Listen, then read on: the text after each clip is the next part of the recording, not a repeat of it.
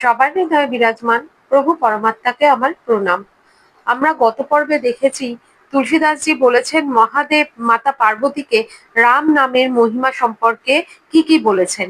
রাম নাম একবার জপ করলে তা শ্রী বিষ্ণুর সহস্র নামের সমান, এবং কাশীতে গিয়ে মুক্তি পাওয়ার যে উপদেশ শিব আমাদের দিয়েছেন তার কারণও কিন্তু রাম নাম। আর এই কথা শুনে মাতা ভবানী পতিসহ রাম নাম জপ করেন।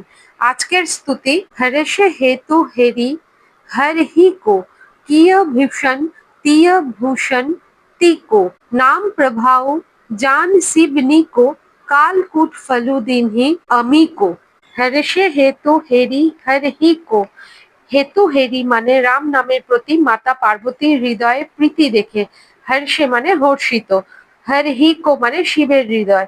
মাতা পার্বতীর হৃদয়ে রাম নামের প্রতি এত প্রীতি দেখে মহাদেবের হৃদয় হর্ষিত, আনন্দিত হয়ে ওঠে, কারণ মাতা পার্বতীও রাম নামের জপ করছেন, রাম নামের মহিমা জেনে গেছেন। কিয় ভূষণ তিয় ভূষণ তিকো, কিয় ভূষণ মানে আভূষণ করেছেন, তিয় ভূষণ তিকো অর্ধাঙ্গিনী করেছেন মাতা পার্বতীকে, নিজের অঙ্গে ধারণ করে অর্ধনারীশ্বর রূপ ধারণ করেছেন। অর্ধেকে মাতা পার্বতীর নিবাস করেন আর অর্ধেকে মহাদেব স্বয়ং নিবাস করেন। মহাদেব এত প্রসন্ন হয়েছেন মাতা পার্বতীর ওপর যে তিনি মাতাকে অর্ধেক শরীর অর্ধেক অঙ্গ বলে মেনে নিয়েছেন, কারণ মাতা পার্বতী রাম নামের মহিমা জেনে গেছেন। নাম প্রভাও জান শিবনি কো মানে রাম নামের প্রভাব শিব খুব ভালোভাবেই জানেন। আর কিভাবে তিনি তা জেনেছেন? কালকূট ফলু দিনহি অমিকো, অমিকো মানে অমৃত, অমৃতকে। কালকূট ফল দিনহি মানে কালকূট বিষ ফল দিয়েছে।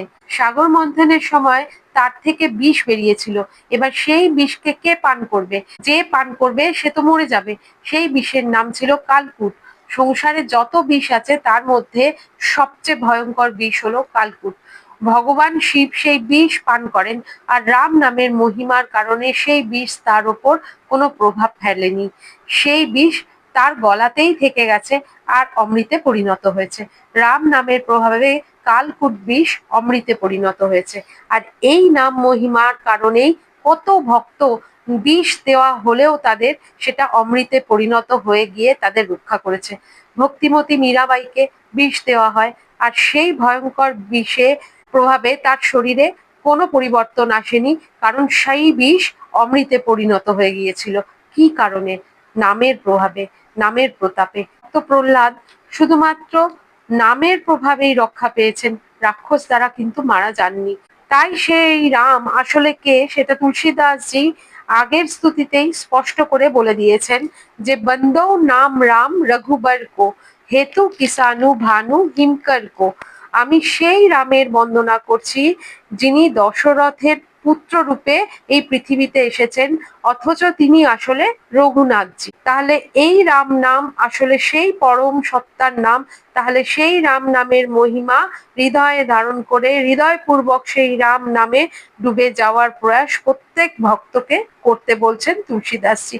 প্রত্যেক স্তুতি থেকে এই সারি আমরা বুঝতে পারছি যে তিনি প্রত্যেককে রাম নামের মহিমা জেনে রাম নাম জপ করতে বলছেন। তাহলে আজকের মতো রাম রাম।